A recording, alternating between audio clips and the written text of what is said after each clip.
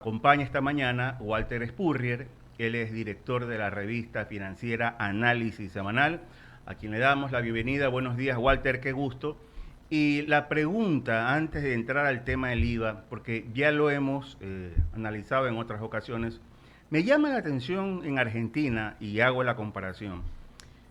Argentina se convulsiona cuando el presidente Javier Milei lanza la ley Ómnibus, que entre otros temas plantea desregularizar la economía y reducir el peso del Estado. Walter, 10.000 millones de dólares anuales se gasta en el Ecuador en temas de pago a empleados públicos. Yo creo que, a ver, malas son las comparaciones, reitero, pero algo hay que hacer también en el Ecuador, por la cantidad de ministerios, subsecretarías, y lo que estamos promoviendo, o al menos el gobierno, y también muchos ecuatorianos, es que tenemos que ahorrar, y en esta economía de guerra hay que hacerlo de alguna manera. No sé si también contemplaría, Walter, usted este tema en estos ahorros que busca el gobierno de forma significativa. Buenos días, Walter, nuevamente. Buenos días, Enrique. Gracias por tenerme aquí para tratar sobre este tema económico. Es cierto lo que dice Enrique, y el asunto es que en el Ecuador se requeriría o un Milei que gane elecciones y tenga un gran apoyo en Uh -huh. base a una agenda de cambiar la estructura del Estado para reducir el gasto, o en su defecto requeriría que los principales actores políticos se pongan de acuerdo en cómo hacerlo, porque en el Ecuador se ha tornado muy complicado. Uh -huh. Por ejemplo, Enrique, algunos gobiernos en el pasado han tratado de reducir el número de empleados públicos. Hoy día, la interpretación que se hace de la ley es que esos empleados pueden reclamar ser reintegrados Uh -huh. con los sueldos pagados retroactivamente, con intereses y multas, incluso si no se los reintegra, le debitan de las cuentas del ministro de Finanzas, cuentas personales de él. O sea, una situación en que es imposible despedir empleados porque nos hemos dejado llevar por una agenda de derechos, pero derechos al punto de que existen derechos y no obligaciones, como si el dinero estuviera en los árboles, ¿no? Uh -huh. Entonces, eso, por ejemplo, hay que ver cómo se lo puede reducir. Hay un sistema también en el sector público en que los sueldos y las remuneraciones suben todos los años, no hay cómo pararlo, Uh -huh. ¿no? Eso también es un problema. La Constitución pide un aumento del gasto en educación y salud. No pide que se den mejores servicios, no, lo que pide es aumento en el gasto. Entonces, aumenta el gasto, aunque eso no signifique que los servicios de salud y educación sean mejores o que haya fondos para poder cubrir esos gastos. Entonces, todo está hecho para que el gasto suba, suba y suba sin parar. Ahora, mucho de esto tiene que ver en que no nos adaptamos mentalmente y nuestras instituciones a la dolarización. Porque Ya. cuando teníamos nuestra moneda propia, cuando habían estos excesos, sencillamente se caía la moneda, se caía el sucre, subía el dólar y todos los sueldos públicos y privados bajaban de valor porque compraban menos, porque seguían creciendo en sucres, pero en dólares eran menos y por lo tanto todo lo que tiene un componente importado costaba más. Y entonces la inflación se comía esos aumentos. Eso era pernicioso también porque un empleado no podía estar seguro de sus ingresos porque recibía una moneda que era muy floja. Pero ahora tenemos el caso contrario. Los gastos no tienen cómo bajarlos a pesar del incremento de los ingresos. El IVA ha venido subiendo, el impuesto de las ventas se creó en el año 70 con Ya. 4%, de ahí fue subiendo. Yo me acuerdo de la pelea que hubo muy grande para tener consenso de subirlo al 10% para resolver los problemas fiscales. Uh -huh. Y hubo que subir solo al 12%, y ahora estamos hablando del 15% y sin resolver los problemas fiscales. O sea, el problema del gasto hay que controlarlo. Y el punto, además, es que yo no conozco una institución donde una buena administración, una institución con problemas, una buena administración no pueda bajar los gastos. Y eso en la administración pública nunca se habla. Se dice, ah, no, es que son maestros, que son médicos, que son policías, pero no se sabe cómo se utiliza el personal, cuánta gente tiene puestos y no está produciendo nada y recibe Ujú. los sueldos sin trabajar. Nada de eso se dice y no se intenta hacerlo. Se requiere hacerlo, porque si no, pronto estaremos hablando de subir el IVA al 21 y después al 24. O Así sea, es. es imparable la situación, Enrique. Hay que bajar el gasto público. Y en este sentido, cada año o en todo caso, en cada gobierno, en cada administración gubernamental, siempre hay la queja de este déficit fiscal, de esta brecha fiscal. Y bueno, en todo caso es producto y cuando hay este tipo de adversidades, no le queda otro recurso al país o a los países endeudarse. Y es brutal la cifra, Walter, en estos momentos, el nivel de endeudamiento que tiene el Ecuador, el tema de deuda externa, pagamos apenas intereses y se habla de un cambio estructural en el país. Este tiene que ser el momento, pero vuelvo nuevamente al tema de Argentina. Cuando Javier Milei habla de desregularizar la economía, eh, ¿a qué se refiere él? O sea, yo sé que son dos países distintos, pero en el caso de Argentina, ¿a qué se refiere cuando quiere desregularizar la economía? Bueno, en primer lugar, tenemos la parte cambiaria. En Ya. Argentina, cada cosa tiene un tipo de cambio distinto. Entonces, Ujú. realmente uno tiene que estudiar a fondo para ver y poderse beneficiar de comprar con un dólar que se lo vende barato y poder así tener ventajas sobre otro personal. La gente en la Argentina, una tienda, por ejemplo, un pequeño almacén, una boutique, termina el día y corren con los pesos que han comprado y los ponen en dólares porque, no, porque el peso se puede caer al día siguiente. Entonces, eh, para empezar allí, de pronto, mercado libre cambiario y se Ya. puede operar en Ujú. pesos o dólares. Después, ellos llaman a los que llamamos nosotros quicuyos, ellos los llaman ñoquis. Entonces, Ya. están repletos de ñoquis, cantidad de gente que gana y cantidad de gente que recibe subsidios y hay precios controlados. Ujú. No son muy distintos de las cosas que tenemos aquí. Tarifas de combustibles o tarifas de eléctricas sumamente bajas, que en el Ecuador eso no es tan serio como en la Argentina, porque aquí por lo menos están en dólares, pero Ujú. pues estaban en sucres. También los precios de la luz o de los combustibles bajaban a niveles ridículos, ¿no? Me acuerdo una vez cuando estaba comenzando la época petrolera y estaba en un edificio del centro y me topé con un empresario panameño y estaba abismado. Dice, los pisos los limpian con gasolina, me dice. Nada más eso era imposible porque la gasolina era carísima y aquí se limpiaban los pisos con gasolina. Entonces, en ese sentido, él lo que quiere es que la economía funcione mejor, que haya precios de mercado y de que entonces eso hace que la inversión se vaya hacia donde puede haber más utilidades, producir aquellas cosas que se producen, que otros producen ineficientemente, en lugar de que la gente esté pegada al beneficio y exclusividad que le están dando y abusando de esa situación de privilegio para vender caro y de mala calidad. Todo eso es lo que quiere cambiar y Ya. ojalá logre hacerlo Ujú. y nos muestre lo que puede hacer un gobierno que desregularice la economía y un país como Argentina, que tiene potencial a ser potencia mundial, está en tan mal estado por el exceso de Así restricciones es. al desenvolvimiento económico. Walter, el domingo hubo elecciones en El Salvador. El presidente Bukele gana con un 89-90% de aceptación, a tal extremo que en el número de diputados de 60 tiene 58 a favor. Pero recordemos que durante 25 o 30 años este país centroamericano, hermano, eh, estuvo luchando contra la delincuencia, la violencia, un escenario similar al nuestro.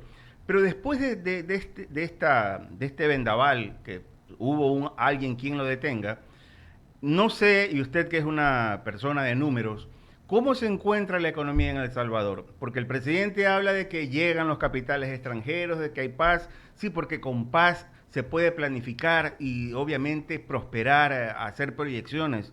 Mientras no haya el mismo, no podemos, o en todo caso, es una incertidumbre. Pero en el caso de El Salvador, ¿cuál es el nivel económico en términos de calidad de vida? Porque recordemos que El Salvador también es otro país dolarizado, Walter. Sí, yo fui a dar unas conferencias en El Salvador cuando iban a dolarizar. para hablar de la experiencia Ujú. ecuatoriana. Y era en un banco, las conferencias eran en el Citibank. Y estaba yo impresionado por los niveles de seguridad y por la crisis que se vivía, porque habían terminado las guerrillas y los Ya. guerrilleros se habían convertido en delincuentes. Ujú. Y la gente me decía que todos tenían algún familiar que había sido secuestrado o asesinado. En todo caso, El Salvador no tiene una economía particularmente dinámica, tampoco yo diría de que es un país que ha sabido aprovechar la dolarización Ya. como es debido, pero por lo menos este gran problema de la delincuencia Ujú. lo han superado y si bien tener un gobierno tan autoritario, o sea, con pocos límites, cuando el presidente tiene el 58, el 60 diputados, no tiene límites realmente, a Ujú. pesar de lo inconveniente de eso en cuanto a derechos humanos, eh, la gente, por los motivos de la seguridad, prefiere eso a tener más Claro. democracia y menos seguridad. Y yo pienso que ese debe ser un mensaje que deben estar escuchando nuestros políticos. Bueno, volvamos al caso de Ecuador. Como dije al inicio de este espacio de diálogo, hoy en la Asamblea Nacional, entiendo 9:30, otros hablan de 11 de la mañana, pero en todo caso hoy inicia el segundo debate, entre otros temas, para, como eje central, dije, incrementar el IVA del 12 al 15%. Si sumamos también la focalización al subsidio de los combustibles, si sumamos préstamos multilaterales, ojalá que se produzcan o que hayan, eh, ¿cómo vislumbra el 2024, Walter? Porque, a ver, yo creo que hay todavía esa brecha de 5.700 millones, entiendo, usted me corrige, usted es un hombre de cifras, para poder de alguna manera cubrir el año fiscal. Bueno, básicamente se habla que el país necesita 10.000 millones de dólares Ok. para atender las cosas. 5.000 millones Ujú. es vencimientos de créditos externos. Ya. Entonces, el esfuerzo que tiene que hacer este gobierno es conseguir que los organismos multilaterales y quizás algunas otras instituciones le presten dinero lo suficiente para poder reemplazar los precios de préstamos que se vencen. Y con eso tendría que financiar tipo 5.000 millones de dólares. Pero también un país puede mantener, el problema es de dónde saca la plata para esos 5.000 millones de dólares, porque si el gobierno busca para tapar ese hueco tomando dinero de los ciudadanos, eso igual deprime a la economía ciudadana. Claro. Entonces eso también restringe el nivel de crecimiento económico.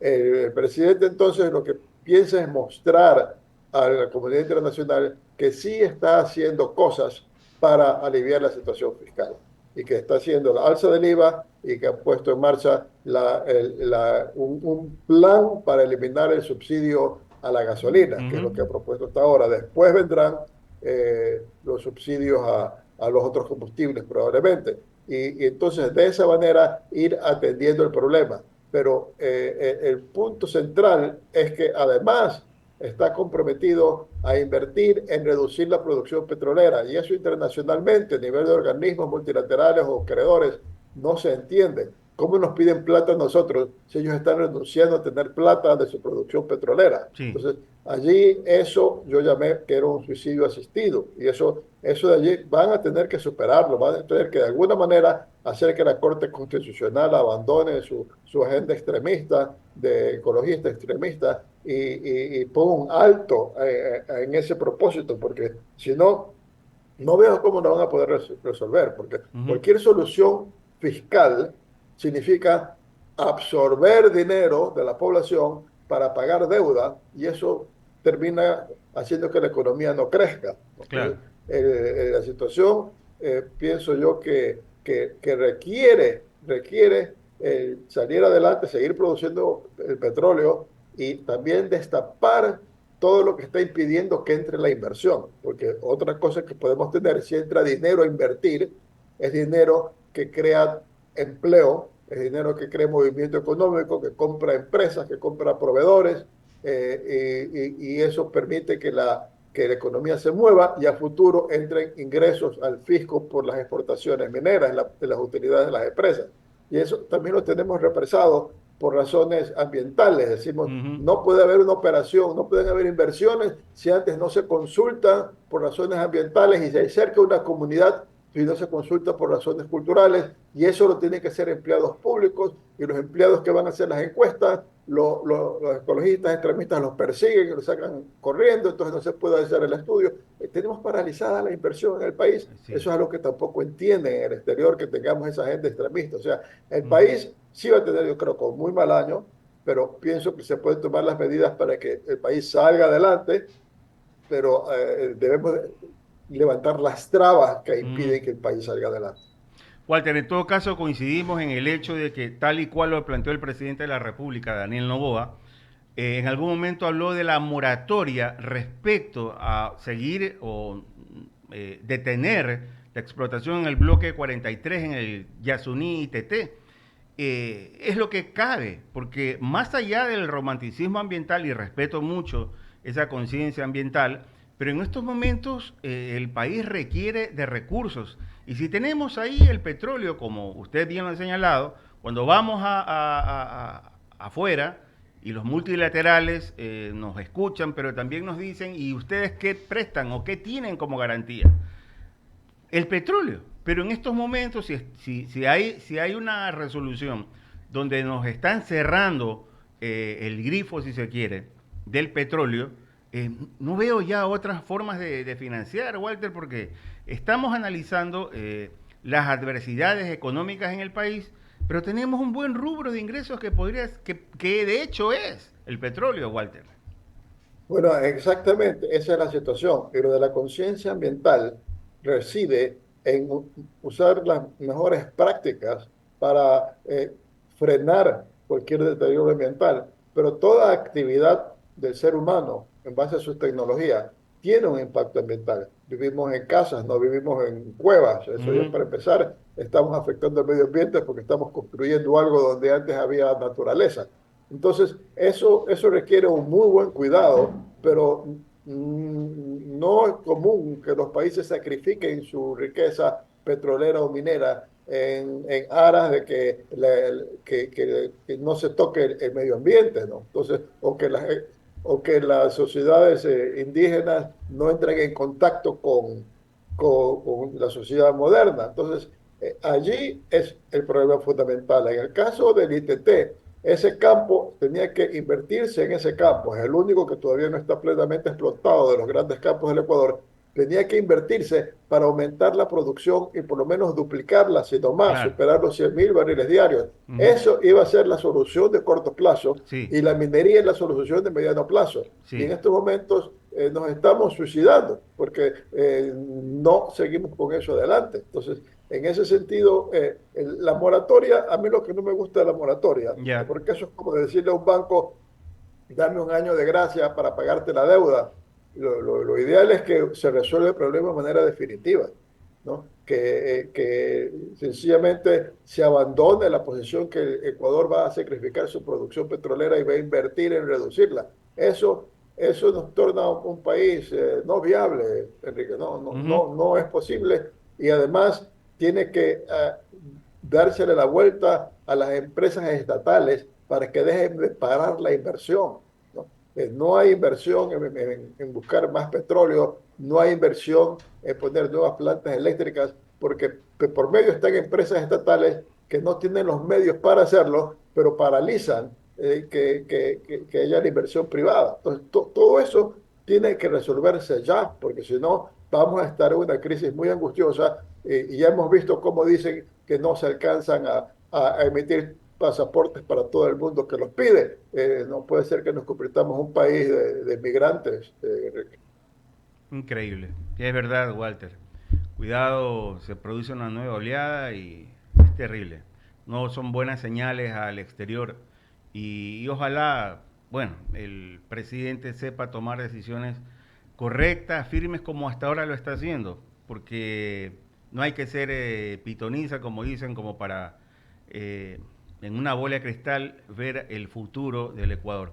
Es importante, Walter, y esta es mi pregunta final. Eh, la cohesión de partidos, la cohesión de movimientos, en algún instante serviría para otras leyes que se tienen que aprobar en beneficio del país, pero desafortunadamente este pensar en funciones personales, en intereses propios, es también otra de las grandes causas y males por las cuales se encuentra el Ecuador. O sea, la clase política también ha puesto su parte, yo diría en gran parte, por este tema del canibalismo, Walter. En la despedida, ¿cuál sería su reflexión? No, en efecto, la parte política es uno de los grandes juegos que tenemos. E incluso pongamos a ver quiénes han sido, quiénes son candidatos en las últimas elecciones, Noboa para empezar, cómo sale electo Noboa. También es con una etiqueta alquilada. Uh Y -huh. Villavicencio también es un partido, esto construye que recién estaba saliendo, que Uh además -huh. no era un partido de él. Eh, bueno, sí, sí hay el correísmo, pero el correísmo es una agenda absolutamente personalista, no es una agenda de país. Y entonces, en ese sentido, no hemos logrado formar partidos, o mejor dicho, teníamos incipientes partidos cuando volvimos a la democracia. Uh -huh. Cuando volvimos a la democracia, allá a fines de los años 70, había los socialcristianos, había la democracia cristiana, había la izquierda democrática, y eran indicios de partidos en los cuales puede haber rotación de élites, donde Uh -huh. había muchos profesionales que tenían peso, donde habían Así es.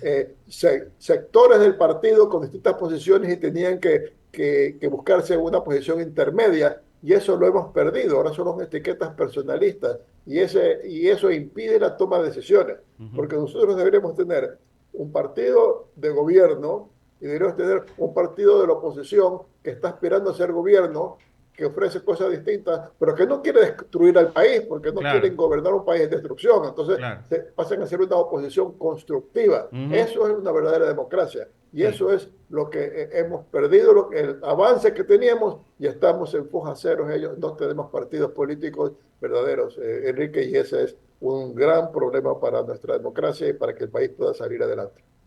Me quedo con esa última frase, Walter, oposición constructiva, que es lo que falta en el país. Gracias, Walter Spurrier, por habernos acompañado en esta jornada, el inicio de este espacio de diálogo. Muchas gracias, Enrique. Que tenga buen día. Walter Spurrier, Igualmente. director de la revista financiera, Análisis Semanal. Bueno.